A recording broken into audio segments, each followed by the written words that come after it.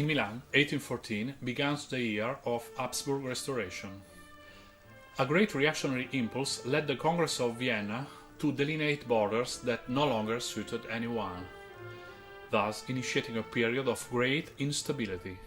Nationalism as an ideology grew stronger.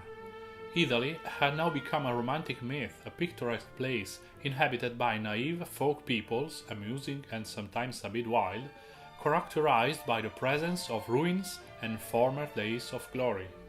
Still, the great Central European musicians continued, as they had throughout the 18th century, to take the journey to Italy as an initiatory stage of their artistic life.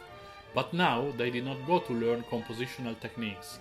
Instead, this journey was first of all a journey into themselves, into the past, in search of childhood of civilization. Often these journeys were just imagined, made through reading or in contemplation of prints, or while listening to music. The center of the symphonical tradition shifted to Germany, and was ready to explode into 1,000 national schools. It was increasingly common to write Italian music where Italian was represented by a style intended to evoke an Italian attitude, rather than a style based on certain compositional devices. The epigon of the Milanese symphonic tradition can rightfully be identified in Cesare Pugni, pupil of the two most famous representatives of the genre, Rolla and Asioli. He wrote only 2 symphonies, dedicated to each one of his teachers.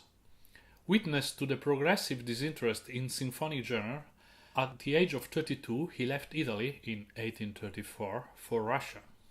It was instead in St. Petersburg that he became one of the most beloved and prolific authors of ballet. The second of these symphonies is a true unicum in the music scene of this time, and gives us the idea of a large availability of players and resources, despite the public's interest in instrumental music was increasingly scarce. Meanwhile, a period of great political instability was about to begin, which would lead to the fall of the Austrian Empire.